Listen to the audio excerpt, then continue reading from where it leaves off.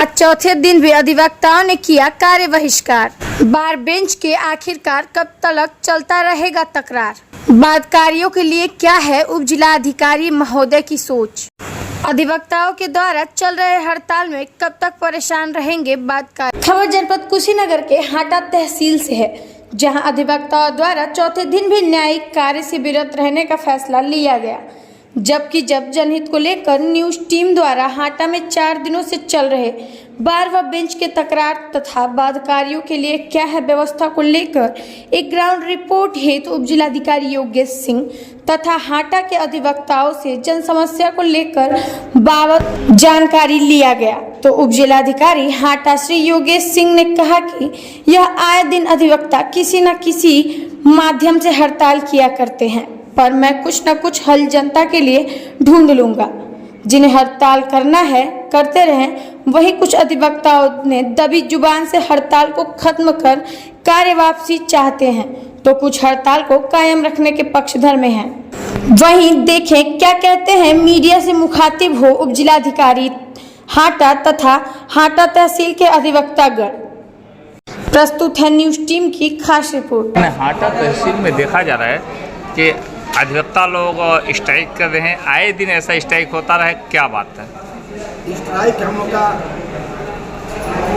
जिन्हें है क्योंकि जनता के हित में है, समाज के हित में, क्योंकि यह नियम के द्वारा व्यापारों का मन बढ़ गया है, ज़्यादा जनता को परेशान कर रहे हैं। पैमाई शादी बहुत पूरे प्रदेश में हो रही है, लेकिन हाटा तहसील में बहुत ज़्यादा हो रहा है। हम यह चाहते हैं इस आंदोलन के माध्यम से जिलाधिकारी महोदय हाटा तहसील में संज्ञान लें और जो जनता ऐसा कर रहे हैं उनका चयनित करके उनको निलंबित करें, ताकि आम जनता को लाभ मिल सके पैमाई शादी को रहने में। जी, आपका शुभ नाम?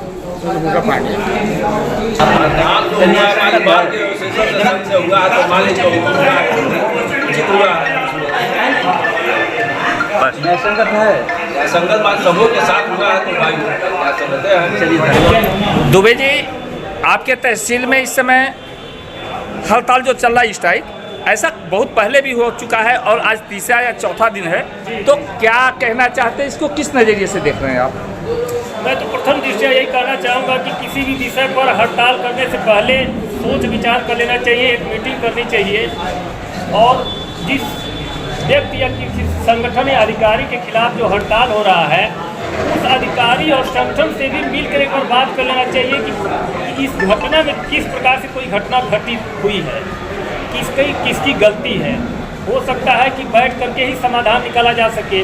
हर विषय पर हड़ताल ही कोई मुद्दा नहीं होता है, इसको शांतिपूर्वक भी निपटाया जा सकता है, क्योंकि हड़ताल करने से वो अधिकारियों के ऊपर भी हित प्रभावित होता है। जो लोग अपने मुकदमा यहाँ लड़ने आते हैं और अपने वाद का निस्तारण कराने आते हैं, सुबह से लेकर शाम तक वेट करते हैं, इंतजार करते हैं, तो मैं तो यही कहना चाहूँगा कि हड़ताल समाधान नहीं है किसी समस्या का। जो कि आप पूर्व अध्यक्ष भी रह चुके हैं बार एसोसिएशन, तो वर्तमान में आपकी चाहत क्या है, आप क्या चाहते हैं? मैं तो यही चाहूँगा कि बार और बेंच मिल करके आपस में एक मीटिंग करें और सबकी बातें सबके नज़र में आए कि क्या गलती हुई है और जहाँ गलती हुई है उस गलती को समाप्त किया जाए और गलती को समाप्त करते हुए हड़ताल को समाप्त कर दिया जाए। फिलहाल एसडीएम तो प्रथम दृष्टया अपने आप में ठीक है, यूनिक है। अब उनके ऊपर जो आरोप लगे हैं भाई, उस वक्त तो मैं था नहीं वहाँ पे, लेकिन मैं चाहूँगा कि दोनों तरफ के लोग एसडीएम साहब के साथ बैठें, अधिवक्ता संघ और अधिकारी बंधु एक साथ बैठें और सभी अधिवक्ता भी बैठें। वहाँ पे अधिकारी की भी बात जान लेनी आवश्यक है। अभी तक अधिकारी ने अपना कोई स्टेटमेंट नहीं दिया कि हमने क्यों ऐसा किया, क्यों डांट दिया, क्यों बोल दिया, और अधिवक्ता सिर्फ अपने बात बता रहे हैं कि हाँ हमारे साथ ऐसा हुआ, लेकिन क्यों हुआ इसका कारण भी जानना आवश्यक है। अभी एक वीडियो के माध्यम से सब देखा गया है कि अधिवक्ता बंधु अधिकारी पे अमानवीय व्यवहार का आरोप लगा रहे हैं, जबकि वही उसी वीडियो में अधिवक्ताओं की भाषा शैली को देखा जाए तो क्या वह भाषा शैली एक मजिस्ट्रेट के ऊपर था, वो सही रहा? देखिए, मजिस्ट्रेट हो या कोई भी सामान्य व्यक्ति हो, आम नागरिक हो, किसी के भी खिलाफ आंदोलन में अभद्र भाषा का प्रयोग किया जाना न्याय हित में नहीं होता है और न ही तो समाज हित में होता है। सभी लोग को चाहिए कि आंदोलन तो हमारा संवैधानिक अधिकार है, लेकिन वो अपने भाषा का प्रयोग बहुत ही उचित तरीके से और सोच समझ कर करना चाहिए। मैं अमर्यादित भाषा का समर्थन नहीं करता हूँ। सर, आपका शुभ नाम और यहाँ जो हड़ताल चल रहा है इसको आप किस नज़रिए से देख रहे हैं? जी, हमारा नाम श्रीमोहन पांडे एडवोकेट। हम बार एसोसिएशन आटा का के सदस्य हैं।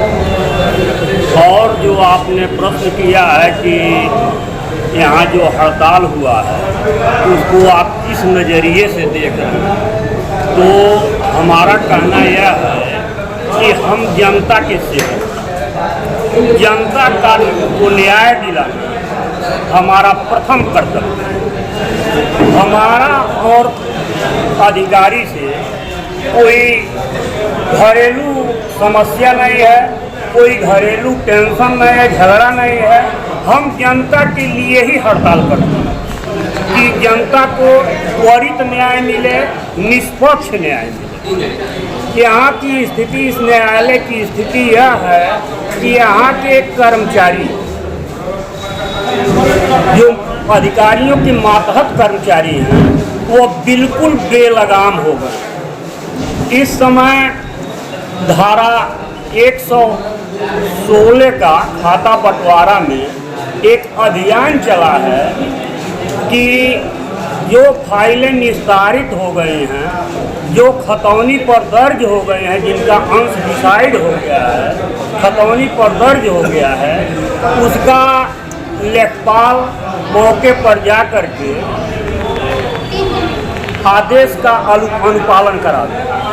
लेकिन यहाँ हो क्या रहा है कि हमारा मौके गरीब है, धान गेहूँ बेच करके कर्ज ले करके लेखपाल के पास अपने आदेश का अनुपालन कराने जा रहा है, तो वहाँ लेखपालों द्वारा 25,000, 30,000, यहाँ तक कि किसी मामले में 50,000 तक की धनराशि होती है, जिससे जनता क्षुब्ध है।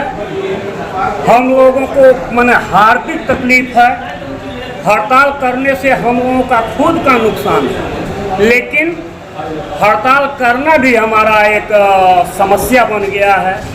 अगर इस स्थिति में अधिकारी सुन नहीं रहे हैं तो इस पोजीशन में हड़ताल ही हमारा विकल्प है। पांडे जी, अभी आपने बताया कि हम जनता के सेवक हैं और जनता के हित के लिए हड़ताल हुआ है, तो ऐसे में क्या हड़ताल से इतर भी कोई रास्ता है?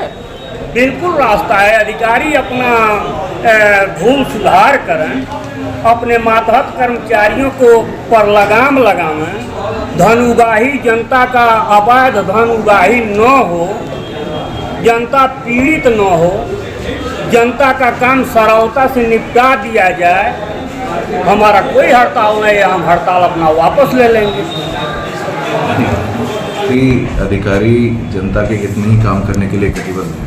जी, जो भी सरकार की प्राथमिकताएं हैं वो उसका लाभ जनता तक पहुंचाना हम लोग का काम है। उसमें कुछ लोग, मैं नाम नहीं लेना चाहूँगा किसी का भी, कुछ लोग ऐसे होते हैं कि जो अपने स्वार्थ के चक्कर में जनता तक न्याय पहुंचने नहीं देना चाहते, जिसकी वजह से अब उनके व्यक्तिगत क्या उद्देश्य हो सकते हैं वो तो देखिए वही लोग जाने, लेकिन फिर भी कोशिश ऐसी रहनी चाहिए कि अगर जनता को न्याय देना है तो आप हमारा सहयोग करें, लेकिन वो नहीं पाता है, तो जिसकी वजह से टकराव की स्थिति होती है और इस तरह की भाषणबाजी और नारेबाजी की जाती है। बाकी जहाँ तक मेरा सवाल है, इससे मुझे ना हटना है ना डिगना है, मुझे अपना काम करना है। जनता को न्याय देने के लिए जो भी उनके मुकदमे हमारी कोर्ट में पड़े हैं, उन सब मुकदमों को निस्तारित करने के लिए मुझे जो भी उचित कदम उठाने होंगे वो मैं उठाऊंगा। अब इसमें चाहे कोई भी बाधाएं आए, मेरा काम है, सरकार ने मुझे ये काम दिया है तो ये काम मेरा करना ही मेरी प्राथमिकता है।